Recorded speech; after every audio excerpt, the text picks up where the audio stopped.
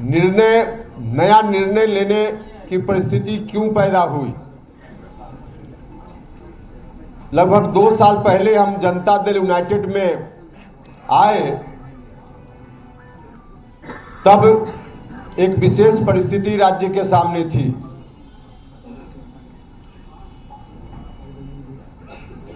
नीतीश कुमार जी के ऊपर जिस विरासत को संभालने की जवाबदेही बिहार की जनता ने 2005 में मुकम्मल तौर पे दी, उसके पहले जननायक कर्पूरी ठाकुर जी के निधन के बाद जननायक की वह विरासत, उसको संभालने की जवाबदेही बिहार के लोगों ने श्रीमान लालू प्रसाद यादव जी के ऊपर दी थी। लालू जी को बहुत बड़ा समर्थन मिला, उस विरासत को संभालने की जवाबदेही उनके ऊपर आई। जनता ने उसके अनुकूल उनको ताकत भी दी, सत्ता में आए।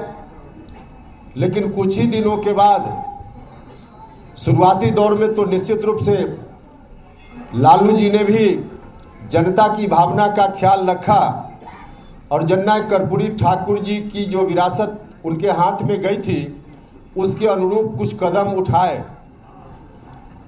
लेकिन बाद के दिनों में उनमें भटकाव आ गया। जितना बड़ा समर्थन उनको जनता का मिला था, उस समर्थन का इस्तेमाल 2 तरीके से किया जा सकता था। एक, उस समर्थन से मिली हुई ताकत का इस्तेमाल जनता के लिए हो सकता था। समाज की अंतिम पंक्ति में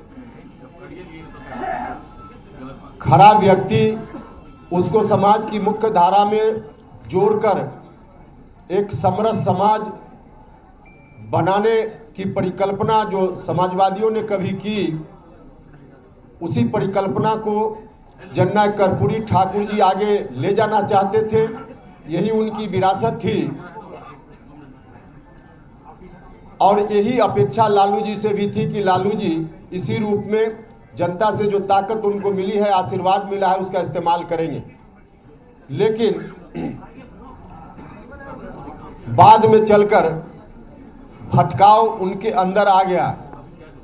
अब इस समर्थन का इस्तेमाल उस रूप में नहीं करके, उस ताकत का इस्तेमाल नहीं करते हुए, शुरुआती दिनों को छोड़कर बाद के दिनों में लालू जी ने अपने परिवार के हित में काम करना शुरू कर दिया, जिसका खामियाजा उनको अभी तक भुगतना भी पड़ रहा है।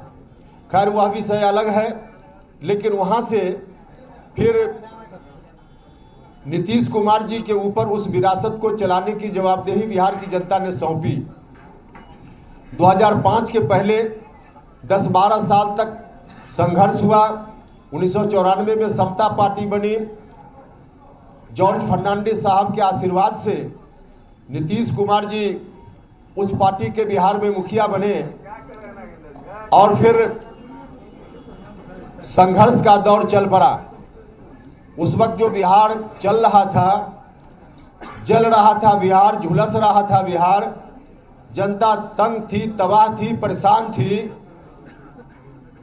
उस स्थिति से बिहार को बाहर लाने के लिए 10-12 वर्षों तक संघर्ष चला नीतीश जी के नेतृत्व में। और तब बिहार के लोगों ने नीतीश जी को आशीर्वाद दिया, नीतीश जी को ताकत दी। हम सब लोग भी उनके साथ संघर्ष के दौर में रहे। अब 2005 के बाद जननायक कर्पूरी ठाकुर जी की वही विरासत नीतीश जी के जिम्मे आ गई।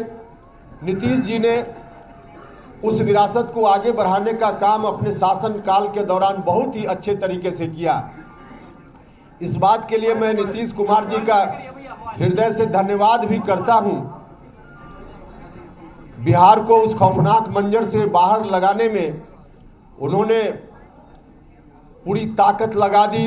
बिहार बाहर आया, हर तरह से लोगों के बीच अमन चैन शांति कायम हुई, बिहार डेवलपमेंट की ओर बढ़ चला। तो बहुत ही अच्छा काम मुख्यमंत्री जी ने किया। लेकिन जो कहा जाता है कि अंत भला तो सब भला, और अंत में अगर भला नहीं तो कुछ नहीं भला, तो बहुत ही अच्छा नीतीश कुमार जी ने किया, लेकिन बाद में अंत में आकर अंत भला तो सब भला नहीं हुआ, अंत बुरा हो गया। नतीजा कहावत दूसरे रूप में परिवर्तित हो गई, अंत बुरा तो सब बुरा। बहुत अच्छा नीतीश जी ने किया, लेकिन अंत में आज जिस ओर नीतीश कुमार जी चल पड़े हैं वह बहुत ही बुरा है, न सिर्फ नीतीश जी के लिए बल्कि बिहार की जनता के लिए, जनता दल यूनाइटेड के लिए, पार्टी के साथियों के लिए, सब के लिए। –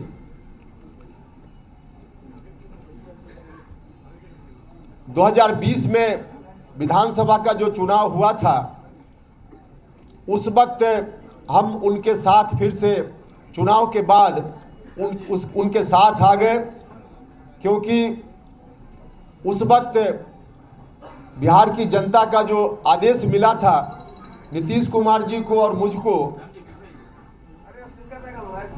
उस आदेश को देखते हुए मुझको लगा कि हम लोग आपस में बटे रहेंगे तो फिर से बिहार में पुरानी स्थिति लौट सकती है। विरासत जननायक कर्पूरी ठाकुर जी की, जिसको बढ़ाने का दायित्व नीतीश जी के ऊपर है, वह विरासत फिर से रसातल में जा सकती है। तो नीतीश जी ने मुझको आवाज़ दी और नीतीश कुमार जी के साथ हम खड़े हो गए। पूरा जो कुछ भी उस वक्त मेरे हाथ में राजनीति की दृष्टि से था, सबको न्यौछावर करके नीतीश कुमार जी के साथ हम हो गए। कहने वाले तो यह भी कहते हैं कि इन्होंने अपनी पार्टी को जिंदा रखने का काम किया आरएलएसपी को, लेकिन सरासर ऐसे लोग झूठ बोलते हैं, गलत बोलते हैं। उपेंद्र कुशवाहा के मन में कुछ भी नहीं था। उपेंद्र कुशवाहा ने अपना सर्वस्व राजनीति में जो कुछ भी था सब न्यौछावर करके उनके साथ आना स्वीकार किया था, और वह भी तब जब उन्होंने कहा था कि मेरे साथ आइए, और मुझको भी लगा था कि परिस्थिति वैसी है, तो उनके साथ चले गए। सब कुछ चल रहा था अपनी जगह, लेकिन बाद में चलकर जो गठबंधन पहले चल रहा था बीजेपी के साथ, उस गठबंधन से हटकर नया गठबंधन बनाने की बात होने लगी।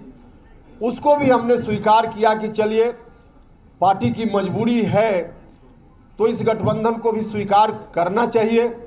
लेकिन उस वक्त भी गठबंधन बनने से पहले राष्ट्रीय अध्यक्ष जी को, मुख्यमंत्री जी को हमने कहा था कि गठबंधन जरूर हो, आप अगर चाहते हैं यही रास्ता है तो कीजिए, लेकिन इसका नेतृत्व आप अपने हाथ में रखिए, नीतीश कुमार जी के हाथ में हो। क्योंकि हम जानते थे कि अगर नीतीश कुमार जी के हाथ से नेतृत्व निकल गया तो जननायक कर्पूरी ठाकुर जी की विरासत फिर से ध्वस्त होने लगेगी। तो मुझसे कहा गया कि हाँ ठीक ऐसा ही होगा। लेकिन गठबंधन बनने के थोड़े ही दिन के बाद न सिर्फ आरजेडी के लोगों की ओर से गठबंधन के बारे में कोई डील की गई है उसकी चर्चा होने लगी, उसका दावा होने लगा, बल्कि स्वयं नीतीश कुमार जी ने सार्वजनिक रूप से यह कहना शुरू किया कि हम अब आगे बिहार का दायित्व राष्ट्रीय जनता दल के नेता के ऊपर सौंपना चाहते हैं। उन्होंने